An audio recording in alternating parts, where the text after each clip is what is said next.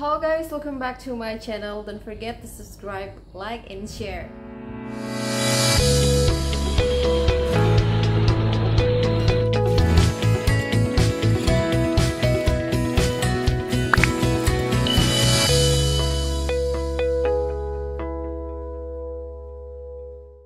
Bagi teman-teman yang baru pertama kali mengurus visa, ada baiknya kalian harus tahu apa saja yang membuat visa kita itu di-reject. Amit-amit jebang bayi ya, jangan sampai visa kita di-reject karena sometimes kita sudah pesan tiket duluan, kita sudah membayar untuk aplikasi visa tersebut dan tiba-tiba visanya di-reject. Itu kan sangat menyakitkan hati ya.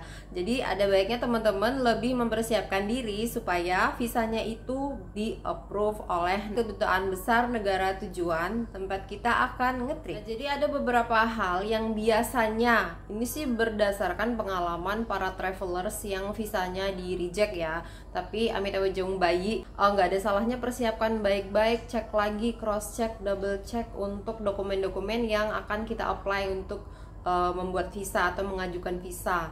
Apalagi kalau misalnya kalian menggunakan jasa travel agent, itu biasanya syaratnya itu akan lebih banyak lagi daripada kita apply visa sendiri. Nanti next time ya saya akan ceritakan bagaimana pengalaman saya apply visa menggunakan jasa travel agent. Oke. Masuk yang pertama, biasanya yang membuat visa kita tidak di-approve atau di-reject adalah incomplete dokumen atau dokumen yang tidak lengkap. Dokumen tersebut tidak lengkap ataupun salah atau tidak benar, tidak sesuai. Jadi maksudnya seperti ini ya teman-teman, untuk dokumen yang incomplete atau tidak lengkap itu biasanya ada syarat. Yang pertama adalah paspor. Paspornya itu kan untuk expire-nya itu maksimal kurang dari 6 bulan. Menyertakan juga pas foto. Pas fotonya itu kan beda-beda tergantung negara tujuan. Terus ada lagi yang seperti Korea. Korea itu mengharuskan adanya STP, bukti pembayaran pajak. Ada juga Rusia. Rusia itu tanpa rekening koran bahkan. Nah, jadi macam-macam. Kalian harus cross check dari 1 sampai terakhir itu kalian cek. Semuanya harus dipersiapkan, mana yang harus di print out, mana yang formulirnya juga harus dilengkapi secara benar. Insya Allah bisa di approve. Nah, jangan sampai juga menyertakan informasi yang salah ya. Informasi salah itu informasi yang bukan data kita, bukan data diri kita. Misalnya kita kerja di sini tapi kita bilangnya kerja di sini. Misalnya kita mahasiswa tapi bilangnya bekerja, berarti kan itu memberikan informasi yang salah. Lanjut yang ketiga, ini very important, sangat riskan, berhubungan sama masalah keuangan. Nah, biasanya kalau misalnya visa di-reject itu bukti keuangan kita itu kurang meyakinkan. Nah, misalnya 1 hari hidup di negara tersebut itu 1 juta ya misalnya. Kalian harus persiapkan lebih dari 1 juta. Kalau misalnya biaya hidup di negara tersebut 1 juta, kita doublekan menjadi 2 juta per hari misalnya. Kalau misalnya 6 hari berarti 12 juta. Aliran dananya itu harus normal ya teman-teman, aliran dananya. Jadi jangan sampai tiba-tiba 3 bulan terakhir di rekening itu terlihat dana jebret misalnya 30 juta langsung masuk ke rekening. Itu tuh kan tidak alami ya aliran dananya. Dan di samping itu juga dana di rekening harus mencukupi, yaitu tadi saya bilang kalian harus hitung per harinya. Dan masing-masing negara itu kan beda-beda ya, ada yang mahal, ada yang enggak. Kayak misalnya di Australia itu sekali makan bisa habis 200.000 di restoran. Kalian hitung sendiri ya berapa, kira-kira berapa mau disiapkan budgetnya. Lebih banyak itu lebih baik lagi. Yang selanjutnya adalah kurangnya travel history, kayak misalnya paspor kosong.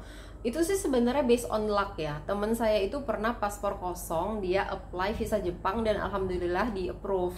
Tapi ada juga yang paspor kosong dan tidak di approve, alasannya adalah kurangnya travel history ke negara-negara lain gitu. Jadi untuk negara-negara seperti Amerika biasanya ya, visa Schengen itu beberapa ada yang sulit untuk di approve visanya, dan yaitu tadi kita harus punya travel history ke negara lain. Tapi kalau kayak negara-negara yang bebas visa Southeast Asia kayak gitu sih aman-aman aja ya. Insya Allah, termasuk negara-negara Asia seperti Jepang, Korea pun nggak sesulit itu masalah travel historinya, asalkan jangan ada track-track negatif yang lainnya. Adalah inkonsistensi dalam memberikan informasi. Nah, jadi kalian harus cross check lagi nih teman-teman. Misalnya data yang kalian kasih seperti data di paspor dan data yang kalian tulis di biasanya kan ada formulir ya untuk aplikasi visa itu berbeda. Nah, jangan sampai tidak sama ya. Kalian harus cross check lagi. Terus misalnya kalian nulis di formulir itu tanggal sekian kalian masuk dan tidak cocok sama yang ada di tiket. Nah, itu kan salah satu inkonsistensi ya. Harus dihindari. Selanjutnya, dokumen itu harus eligible. Maksudnya harus eligible itu ya sesuai dengan persyaratan. Apa yang sudah disyaratkan oleh kedutaan besar negara tersebut itu harus kita masukkan, jangan sampai tidak kita masukkan ya. Seperti dokumen travel, pemesanan akomodasi, itinerary, rencana perjalanan, terus tiket pulang itu harus disertakan. Yang ketujuh yang membuat di reject adalah criminal records ya, baik di negara kita sendiri ataupun di negara lain. Nah, itu sangat berbahaya sekali untuk pengajuan visa yang kemungkinan visanya akan di reject. Selanjutnya adalah penyalahgunaan visa, seperti banyak kasus adalah overstay. Nah, untuk kasus overstay itu kan biasanya rekam digitalnya itu akan terrecord. Jadi kalau misalnya kita overstay dan dideportasi, itu salah satu poin negatif yang akan membuat visa kita ditolak. Selanjutnya adalah tidak bisa menunjukkan dokumen bahwa kita akan kembali lagi ke negara kita. Nah, jadi itu penting ya teman-teman. Salah satunya adalah misalnya kartu kerja, bukti kita bekerja di sana. Kalau student ya bukti kalau kita berkuliah di Indonesia. Yang utama lagi adalah tiket pulang, bahwa benar-benar kita itu mau pulang ke negara kita. Itu sangat penting ya. Jadi kita itu nggak dikira mau cari kerja di sana secara ilegal. Nah, selanjutnya adalah penting sekali untuk membuat itinerary yang bagus ya. Itinerary atau rencana perjalanan ini biasanya akan dibaca oleh petugas. Kayak itinerary-nya nyambung apa asal-asalan nih. Kalau misalnya asal-asalan kan takutnya mencurigakan. Apakah orang ini akan kerja secara ilegal? Apa cuman mau menyelundupkan narkoba atau gimana? Jadi penting sekali teman-teman untuk membuat itinerary atau rencana perjalanan yang sesuai dengan tiket pulang, tiket pergi. Di sana juga stay di mana, mau ngapain aja.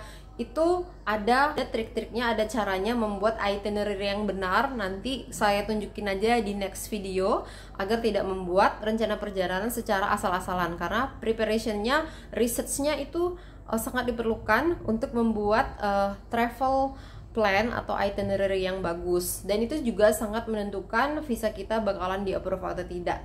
Nah, itu saja ya teman-teman beberapa hal-hal yang bisa membuat visa kita di-reject oleh kedutaan besar. Nah, semoga bisa bermanfaat. Kalau misalnya teman-teman ada tambahan bisa tuliskan di kolom komentar. So, have a safe travel. Good luck untuk pengajuan visanya. See you on the next video. Bye!